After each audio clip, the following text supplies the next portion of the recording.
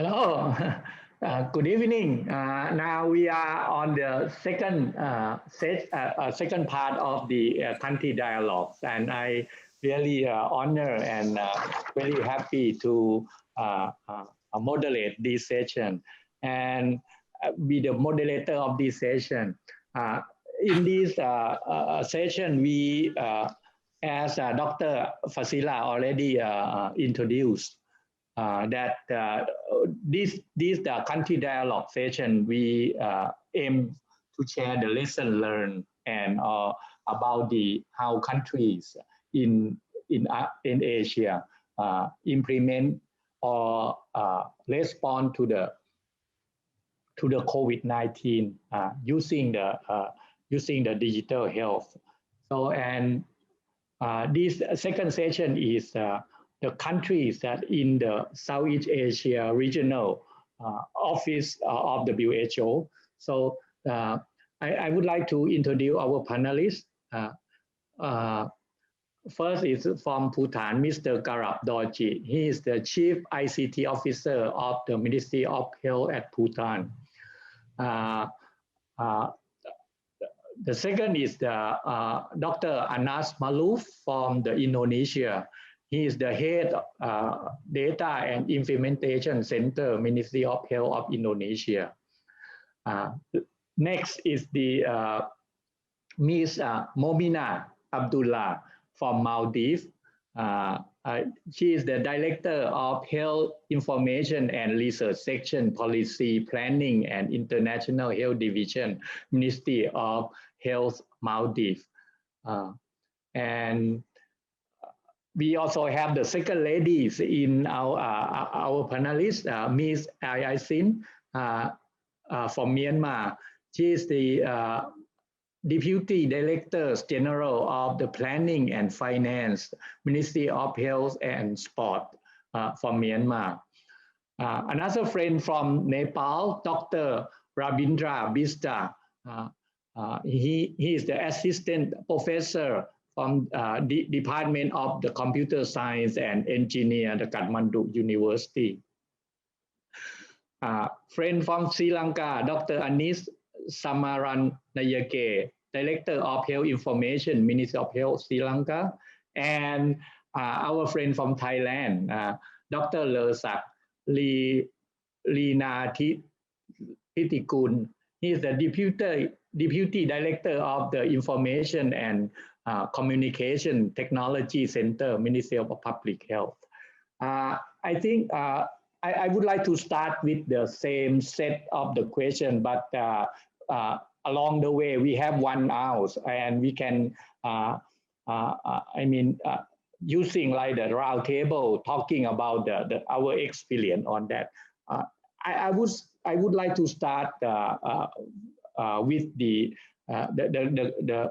question that how the country, how your countries respond to the how the COVID-19 affects the healthcare system in your countries. I think I would like you have to have the summarize 1 or 2 minutes on these topics. I would like to start with Mr. Galap, please.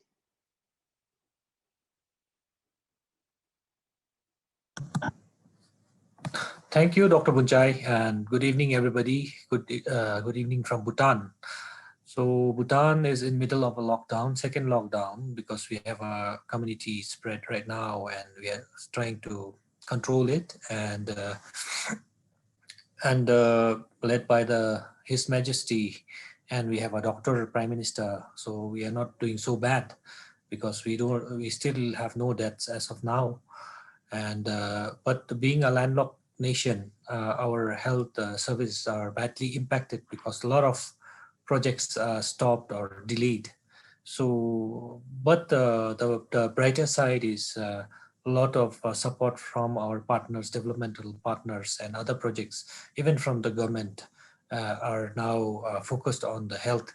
So that is the brighter side, and a lot of leap in terms of technology, because Bhutanese health system has been using the very minimal technology. So we have health professionals who have never touched computers in the past. But in this pandemic, we have mandated everybody to do online reporting. So a lot of technology adoptions are taking place, and everybody is realizing the importance of technology, because a lot of online reporting solutions are in place, online consultations are in place. So for Bhutan, it's just been a blessing in disguise. And for now, I think that's all from my side. Thank you. Okay, thank you. How about the Indonesia, Dr. Anas?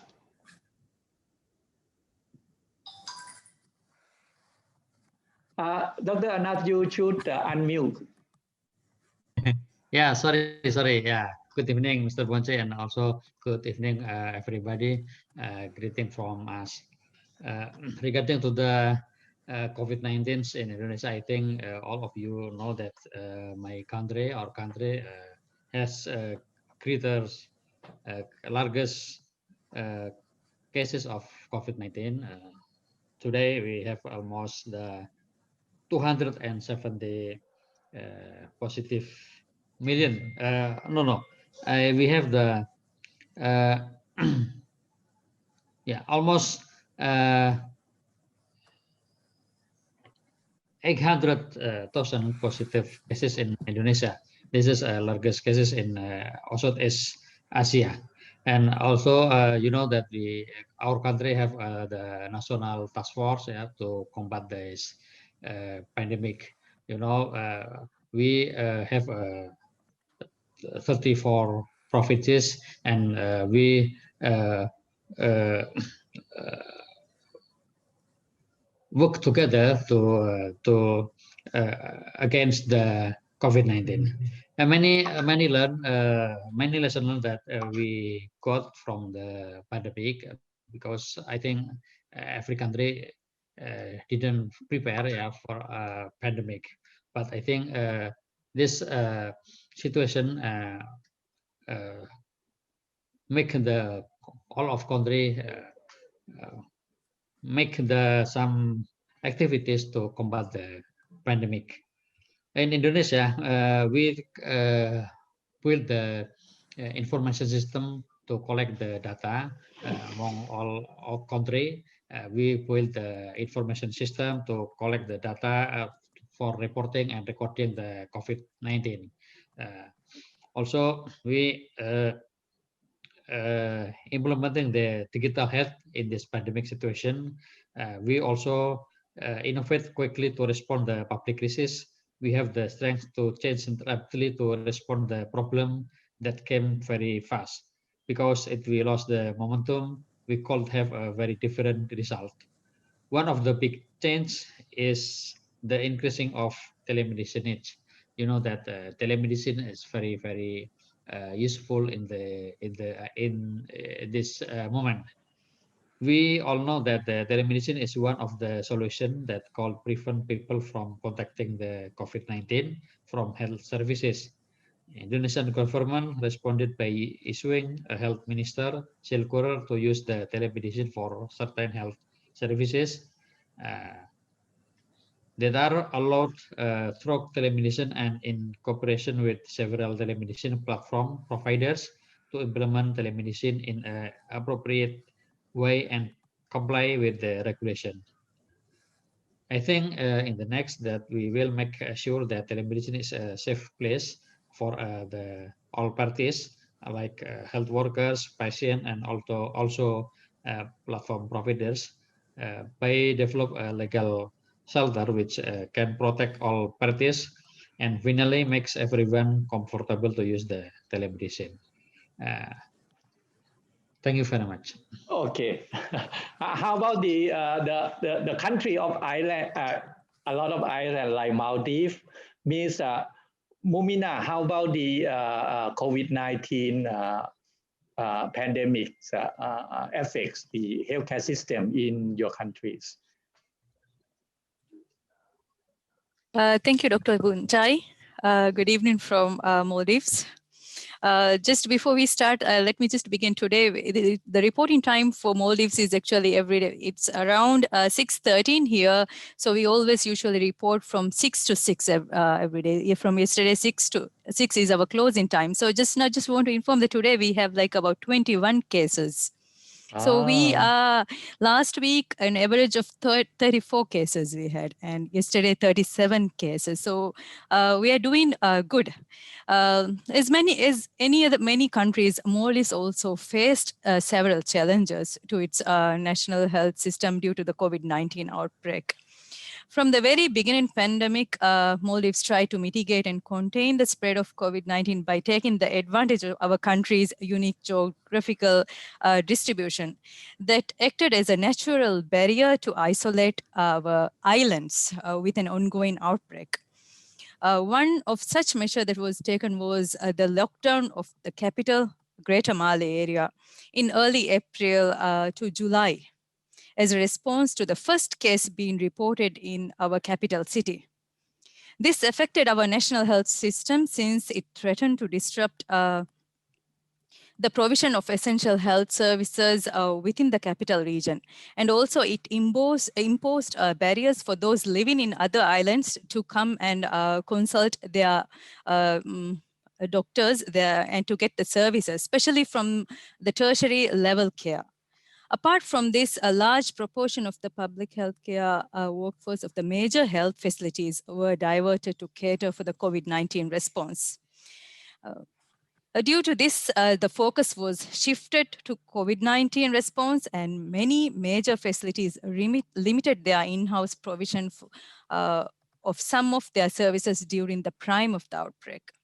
However, it is interesting to note that these challenges actually became the driving factor for our country to adopt the digital innovations and solutions such as online consultations with involvement of private sector. As a result, people from far away remote islands were able to access and consult their regular doctors and specialists even without traveling to the capital city. Online consultations were also well received from both the general public and from the provider's side as well. Apart from this, during the lockdown, patients with chronic conditions, regardless of their location, wherever they were, even if they were in the islands, were able to request for refill and receive their medications using the designated e-services. These all were facilitated the provision of uninterrupted essential health services within the country. We also observed a shift in utilization of peripheral facilities that further showed the possibility of adopting the decentralized approach to deliver the healthcare across the Maldives. Okay. Thank you. Thank you, and I think you can share more on how I learned that Maldives also really recover for the tourism very rapidly, and invite. Have the foreign tourism come very early compared to the other country, but in the next discussion. So okay. Now I would like to come to Ms. Ai Sin, our working council, and the member that always help our network. How about the how about the COVID-19 affect the Myanmar healthcare system? Over. Good evening, everyone. So as you all know, the COVID-19 pandemic has had a crippling effect on the healthcare systems around the world. So in our country, Myanmar, the first COVID-19 case was confirmed in March 2020, and there was a rapid rise of cases since August 2020.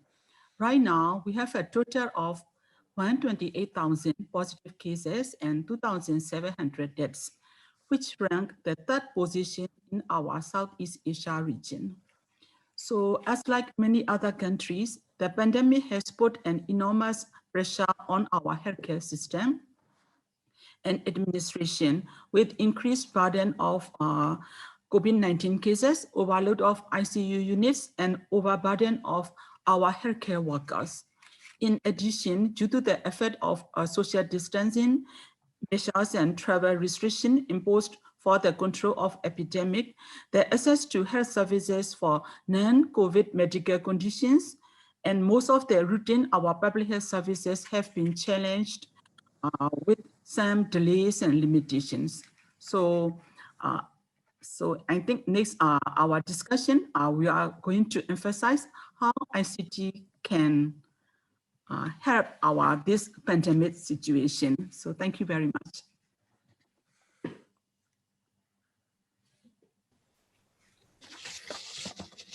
Jen, you are mute.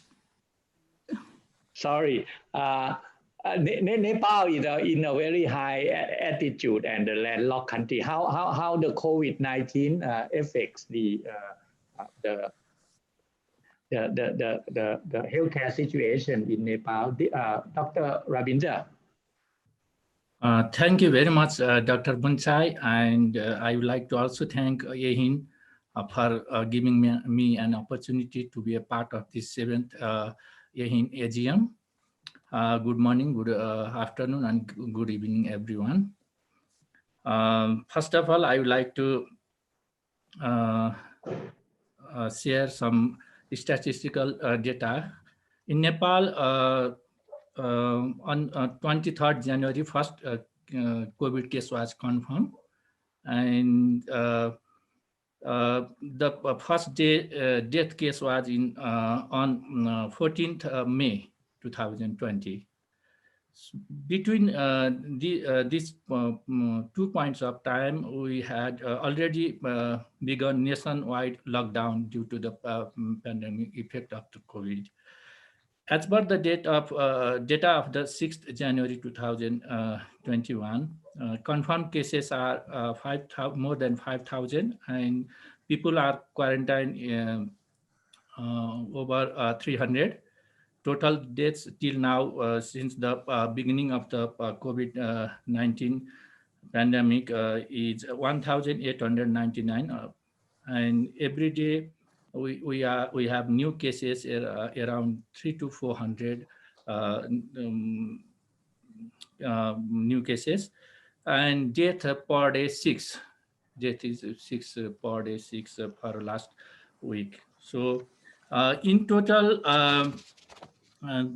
we have total 263,000, more than 260,000 total positive cases, and already recovered 56,000 cases. So with this, I would like to take the question that asked by Dr. Bunsai, the context of the COVID and the effect of national health system. In the beginning, our frontliners suffers a lot because of lack of PPE and other testing reagents. So because we didn't have such kind of experiences, and our health frontline workers they were devoid of such safety devices, and they suffer a lot. And I would like to thank them. Despite the lack of the protecting devices, they did their best for the country. And another part is that many chronic disease patients, they because of the lockdown, we had 2 times lockdown. So almost all health services except some hospital providing emergency services, the health services were abrupted. So chronic disease patient and other tertiary care patient who needs the regular medicine and other things, so they were suffer a lot. So that is a very bad situation for our country. And next thing is that child vaccination was greatly affected by this pandemic situation, because of the close of shutdown of the hospitals, and people could not travel long distance for having their child vaccinated. So apart from this, I wouldn't like only talk about the the physical health of the country, physical health of the people of this country. We need to assess like social health, mental health, and economical health to state that this is the total impact of the COVID in our total healthcare system, because health is defined as the both physical, mental, social, and economical well-being of situation is defined as health. So we are this time we are only considering about physical health. So these are the things. But another good side of this COVID situation is that we have very limited advanced research testing labs. So due to this COVID situation, more than 82 advanced laboratories for testing different communicable diseases has been established with the help of WHO, Australian partners, UN agencies, and other countries and other agencies like GIZ and other UNICEF. These agencies these organizations are helping a lot to cope with the COVID in this situation. And next thing is that thousands of people are trained and thousands of people are empowered about combating the communicable diseases. So that is the very good part of the country. So in future, any kind of such outspreads will be tackled more efficiently than this time because of empowered human resources in the country. I would like to thank all the supporting partners for giving their strength to empower our health workers. And third one is the positive part. Third one is that now general people are aware of their personal hygiene, health and hygiene. We can find very rare common cold diseases and simple coughing and kind of things around us because of their high concern about their maintaining their physical hygiene. These are the very good part of the things. So it is all about what I would like to say now. Okay, I really like the way that we even we have it in a very different difficult situation. We still have something good happen from this. The behavior change is one of the things that it seems like we haven't discussed much before. Now come to the Sri Lanka. Dr. Anil, how the situation and how the it affect the pandemic, COVID pandemic affects Sri Lanka? Yeah, good evening and thank you, Dr. Bhutan. Good evening, all my friends. And though, as you know, the Sri Lanka had a very widespread and a very effective health system. We have nearly more than 1,000 small hospitals, and altogether more than 1,000 health institutions compared to our population. We had a very good public health service as well. But still, this was a real challenge, as like any other country. For even our health system was really affected, though we are now in the second wave. There was a first wave as we got in somewhere in February last year, and we were able to control it very effectively. But now we are in the second wave. But I would like to say that our total number of cases altogether is still less than 47,000. It's just near 46,000. And now in the second wave, there's some very early signs of flattening of the curve. So with the we get nearly 500 cases reported, and it's around that number. But the pandemic required new capabilities in the health system. Definitely, though we had very efficient systems. So, and they had to be developed very quickly. That was a challenge.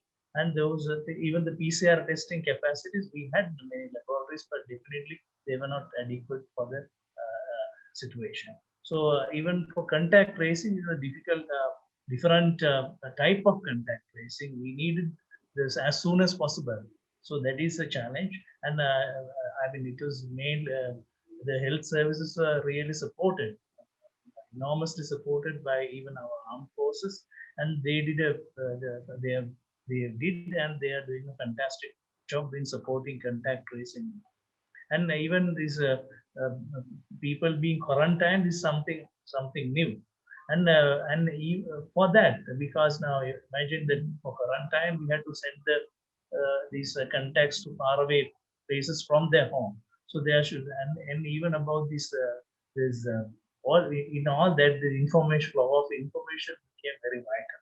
So our profession, basically the health information, informatics and digital health, became very vital, without which you cannot imagine to go ahead with, especially in this situation. And the second one, with all that, as you know, as our population is prematurely kind of getting all the Sri Lankan population, and because so naturally they get a lot of NCDs, so those services were going to compromise, because naturally all the health attention was more focused towards COVID. And even because, as you know, for non-communicable disease, the treatment should be a continuum. So those making, when the country was locked down, there was a major issue of getting these NCD treatments to their door. So we had some digital health innovations to even to deliver to their doorsteps the NCD medicine. So those are the things that we learned. And the main issue was the travel restrictions, because as I said earlier, so somehow we had to overcome these and even the health, some of the health services, they had to continue work at home. So those are the new things that we learned from COVID. And as I said earlier, the information technology, the overall the information the section and the surveillance information, they became very crucial. And they naturally they became highlighted, and a lot of people understood that without which they cannot win this COVID battle. Thank you. Okay, thank you. Dr. Lersak, how about Thailand? Now I'm in Thailand too. We now facing the second wave. So can you share the effects of the COVID-19 to our to Thai healthcare system? Yes. Over to you. Yes, thank you, Dr. Bunchai, and good evening, everyone. And thank you, Ehin, to invite me in this session. We are now facing a more big problem with the second wave. Even in the last year, we can face with the first wave pandemic, and our country set the social lockdown, also the physical lockdown on the country, and that can very good and effective of that measure, but that follow with the collapse of the economics. That Thailand tourism economy is earn about nearly 20% of our GDP. So the economic problem is the main issue. So I am looking for the policy of the second wave. I think our government will not completely lock down again. In the term of and the concern of our healthcare worker, actually I understand to balance with the economics and disease control, but it's just because we are healthcare worker. We love to lock down to make us easy to fight with the COVID-19, but in the world, in the wide country with the economic issue, I think the government will not make that policy again. Anyway, it's still burden in Thailand a lot because our frontline healthcare worker is really fatigued. We have a new big cluster in the middle part of the Thailand with the foreign workers, and now it's widespread all the country. The number is still rising, and now we have the accumulated confirmed COVID-19 nearly 10,000 cases, and anyway, our capacity, for example, for the ICU, for the PPE and mask is still okay with the now situation, but we are still worried in the future that it will cause the problem that if the great number of the infected people is rising. Anyway, for our hope is with the vaccine on February. That's a very good news for us and very new hope and really for our healthcare worker. If the vaccine is first implemented in our plan on February, it's very great news. And the other issue that we are worried and very concerned is the mental health. Maybe I will discuss later about the digital health with the mental health that can we should not overlook of this problem with the stress, with the major depression. Last month we have one patient that suicide during the quarantines. Very bad news. She's healthy, but I think she got a great depression from the disease, from the lockdown, and from the economic problem. And she has been quarantined for 14 days in the small room. I think that's a very problem for us.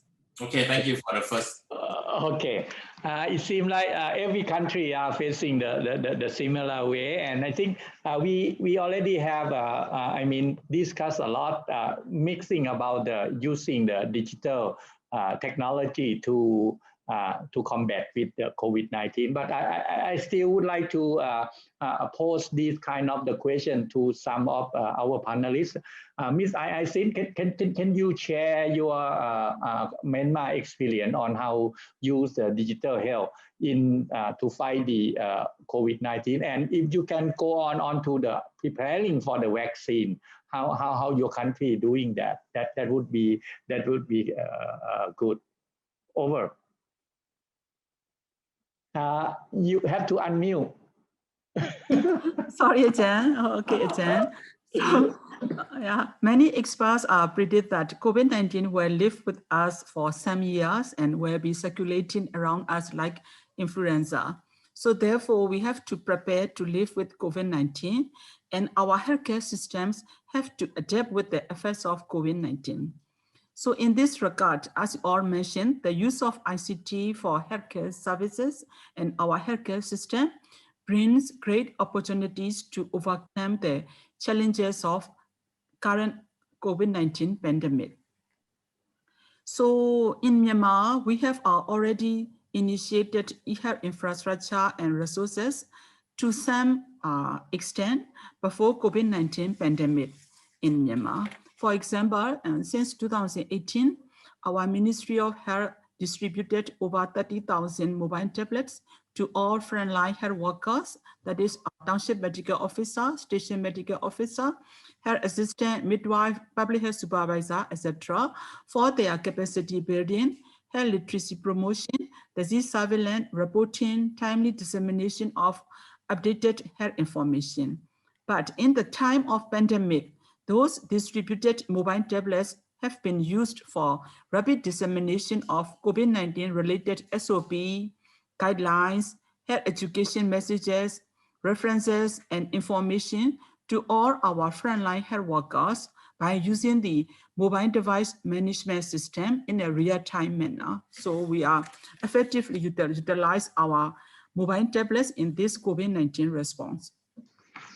Regarding about the COVID-19 patient registry, our e-health unit has developed a web-based COVID-19 database management system recently, and which has been deployed nationwide for case registration, laboratory management, case management, and clinical management, and real-time decision-making at different levels of management for COVID-19 response. So my small eHealth unit, we have to work day and night for this COVID-19 database management system. And again, we have just drafted Myanmar Digital Health Blueprint version 3, which is an implementable enterprise architecture based on broadly adopted eHealth standards and leveraging rapidly available digital health solutions. So based on our current pandemic crisis, again, COVID-19 vaccine information management is one of the target care delivery workflows as a use case for our initial implementation of our Health Information Exchange HIE again. So we are going to apply SANTI IMS and SANTI MPI. So we are going to use this information technology and according to our blueprint, so for the COVID-19 vaccine management again. Thank you. Okay, it's really good that the Myanmar used this crisis as the opportunity to kind of rise up the health information exchange between organizations. That happy to hearing that. How about Bhutan? Garab, Mr. Garab, how Bhutan prepare for the use their ICT to manage or to help manage to combat with the COVID-19, and also you can discuss about the preparation of the vaccine that is coming. How country are going to do? Thank you. So for Bhutan also, as I already covered earlier, we had a lot of projects got delayed or cancelled. So the funds from these projects are now focused into ICT, leveraging on ICT and putting systems and solution in place.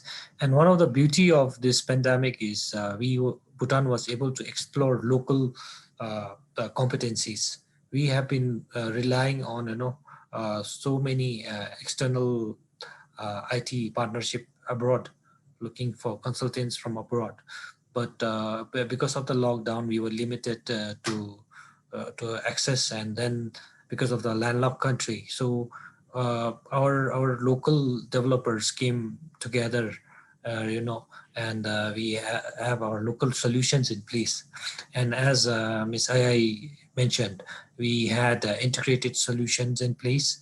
We have contract tracing and all this solution like for quarantine, and everything is integrated and is done locally. And for Bhutan, the advantage again here is our small population. So everybody has been digitized and all the informations are available.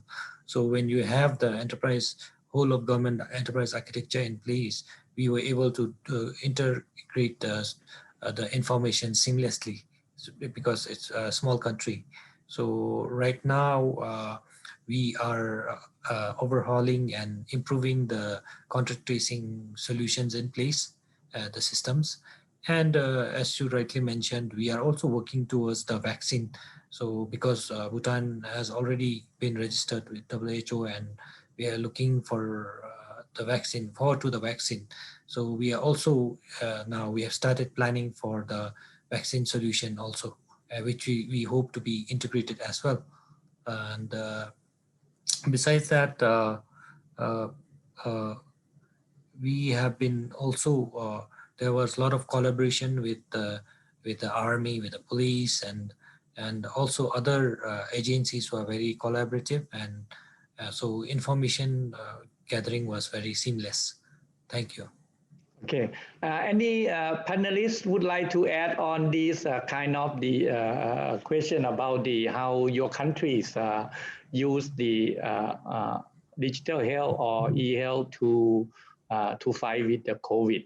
And also, how about the preparation of the using the digital health for the vaccine which is coming? Anyone?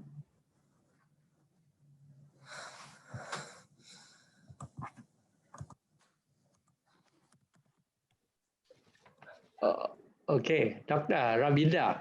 Yeah, thank you. I would like to say that about leveraging the for combating with COVID-19. Our government has daily virtual information sharing by the spokesperson of the ministry for latest update and development about COVID-19. So we have government has a specially designed COVID-19 portal for this for everyday updation, and we have a situation reporting mechanism too. So there are many official Viber communities, social media, Facebook, and mobile app, also known as the name of the mobile app is Hamro Swaste. Through this contact tracing and other related activities needed for the COVID will be used for reporting to the ministry, because all the points, because the country is health ministry is using health information management system and some modules of DHIS too. But as in the previous country dialogue, they mentioned that we do not have like a interoperability mechanism. So because of that, it is hard to bring all the information related to COVID to the central things, but in real time. But in periodically we can country is doing periodically extracting the information and other some real-time data through the Hamro Swaste mobile app. So talking about preparation of the COVID vaccination. So government with the help of WHO is targeting making some documents so that how to reach the vaccine to every people in the grassroots level. They are working on it, and a week ago, our Prime Minister has mentioned that some vaccine have been some vaccine has been sent by Cambodia to us. So we have to buy vaccine from different countries. As you know, we could not develop the vaccine. So we are on the way. But what I would suggest is that if we could use a supply chain, digital supply chain management system for the vaccination process, so it would be nice for the people of the country. Thank you. Okay. It seems like every country, Wipro and Zero already use the digital technology to kind of the work to combat with the COVID-19 or health the healthcare system. Now come to the when the countries use that, how any challenge or the opportunity that you find from the using the digital health into from the like the contract tracing or the telemedicine. I would like to come to this question to Dr. Lersak and Dr. Anil. How your countries identify the challenge that you encounter in that? Yeah, actually, we have many challenges, I think, like the country. But in Thailand issue, I think, in my opinion, the rules and regulation, I mean the laws and legislation is a big challenge for us when we're working. As we know that, for example, COVID-19 accelerate the telemedicines. Also in Thailand, we use a lot of rapid growth of the use of telemedicine in many hospitals in Thailand, but we still didn't have the law that directly control about the telemedicines, and even some laws is the obstacle instead. For example, we have a law that we cannot, when doctor would like to give the treatment or recommendation to that patient via the telemedicines, they should be done under the license of the hospital or the license of the clinic. They cannot use their own professional license. But sometimes it's not practical.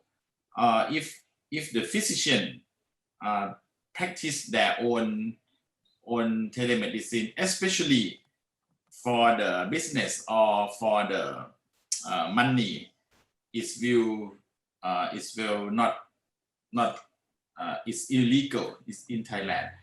Anyway, during the pandemic, it seemed that we still look over that problem. But once if the event happened that doctor prescribe the wrong medications or the patient allergy to some medicines and have that event until or dead, is maybe a big problem in Thailand because there's no law that cover and protect both physician and patient. This is for the example.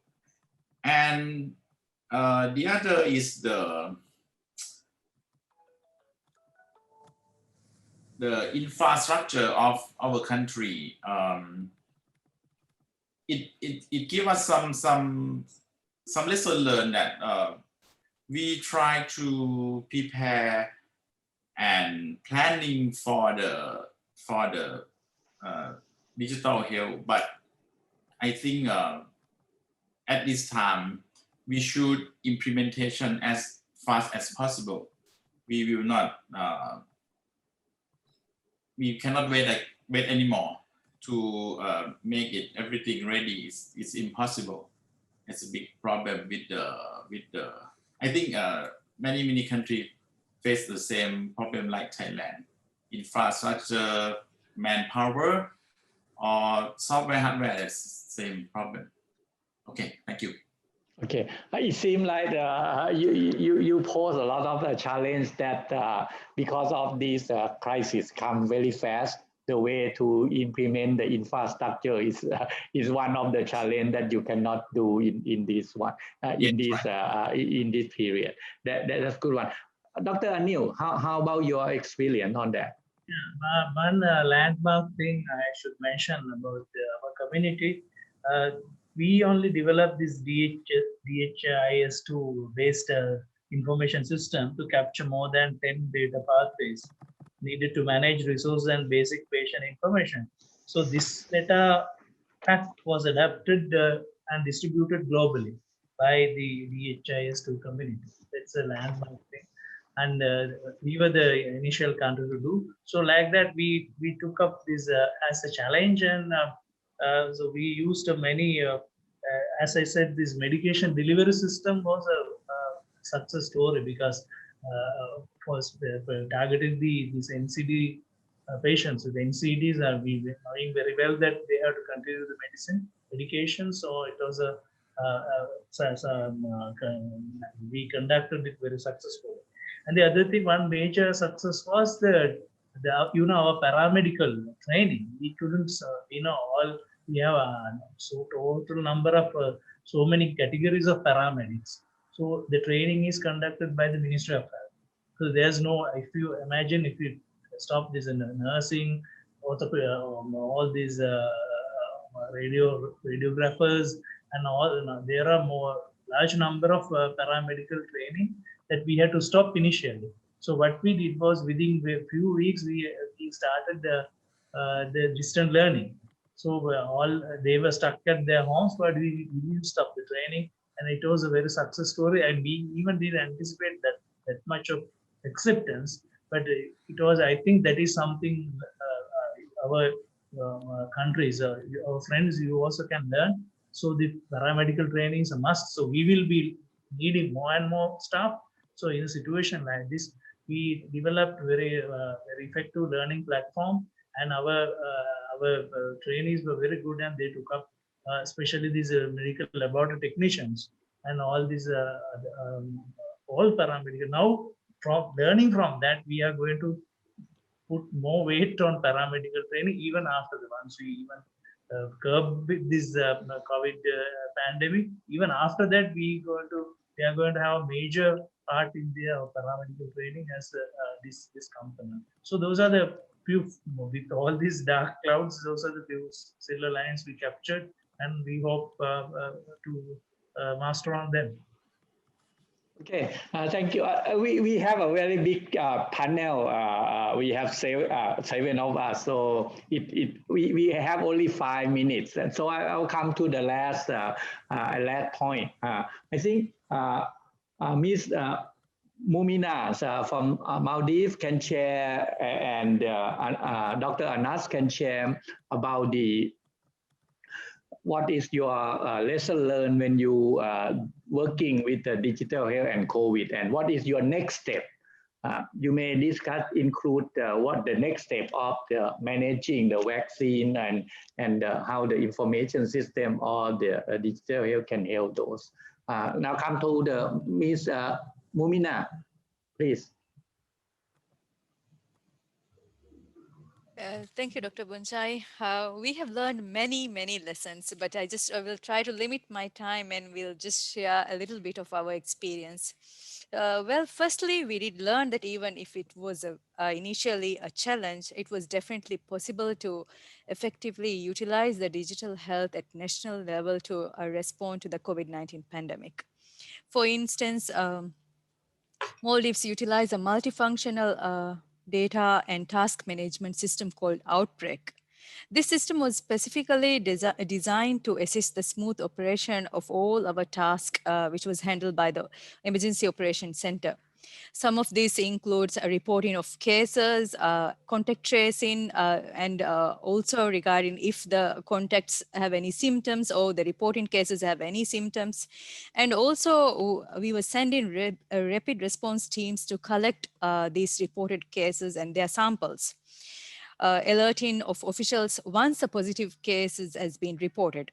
And if these cases, the samples were negative, the public would be getting a text message to their phones reporting that their taken samples were negative. This then enabled, once if it is a positive case, this then enabled legal documentations for isolation and quarantine to be processed within the system. Specific applications were integrated with the system and then used to regularly monitor the status of high-risk cases and contacts so that timely interventions could be facilitated. From this experience, we have learned that even though we are a highly dispersed country with dedication and commitment, it was a bit challenging at the beginning because most of the data we were using the Excel sheets. So to change to Excel to this system, it was a bit reluctant from the facility side, from the clinical side, from the laboratory side. They were reluctant to change and use to this system.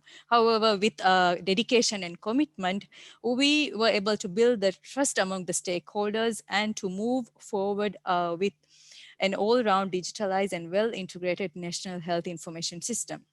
For highly dispersed countries such as Maldives, with or without COVID-19, accessibility to health care due to high travel cost has always been a challenge. Hence, our experience with this pandemic response had shown that it is possible to leverage on digital solutions to provide healthcare by, just like before I mentioned, for the online consultations.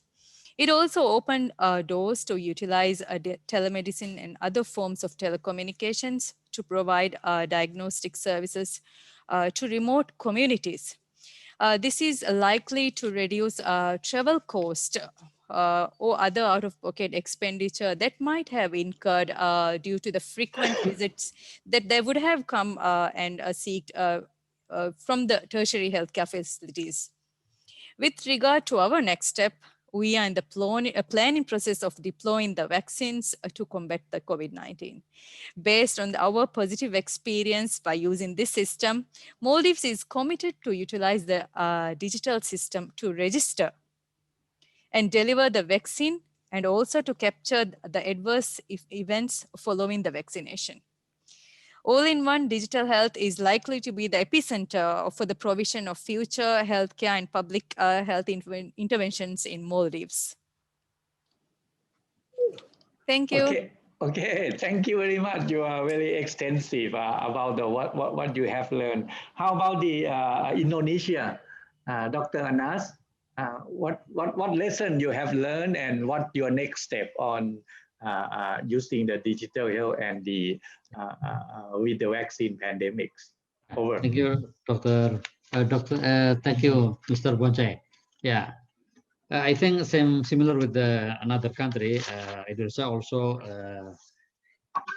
has many lesson learned. Yeah, about the pandemic era. Like today, we how to establish the reporting and recording system for the collect data from area from the all of the country to the central, and we we must give information to the public every day.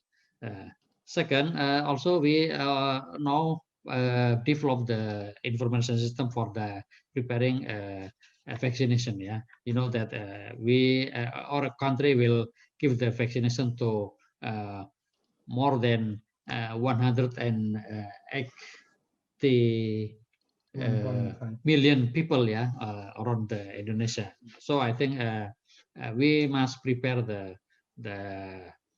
system for the give vaccination, yeah. And I think using the digital platform is very important to implement the vaccination. Also, in the regarding to the lesson learned, I think another thing we must have the data policy and digital health plays an important role, yeah, because the information system that has not been integrated, especially the health surveillance information system, make coordination in overcoming COVID-19 experiencing obstacle. Yeah. And another, the risk of the growing health apps in Indonesia. Many health apps growth in Indonesia, yeah, can make the public accept risk to their safety and security when regulation is not yet in place, while the complexity of digital health and related innovation is rapidly increasing. We need a solution. So a new approach is needed to accelerate the development of digital health regulation in coordination with the development of the digital health application. Thank you very much. Okay. I think we run out of time, and we are really have a very fruitful 3 hours on this opening day of the AIN. So I would like to invite all of you again for next Thursday at 7 p.m. Manila time, 6 p.m. Thailand time. We are going to have the marketplace. So don't miss that. It's very fun, and you can see a lot of the tools, a lot of the artifacts, or a lot of projects that you can you may be useful for that. So thank you for every panelist. It's a very long first day of the conference, and others, General Committee, Dr. Alvin, Dr. Fasila, and Jai, would like to have the final words on that? Okay. Omar, Dr. Buchay, just thank you and see you next week. Yeah, thank you everyone. See you all next week. Okay, thank you everyone. Bye. Thank you. Thank you very much. Thank you. Night. Good night. Bye.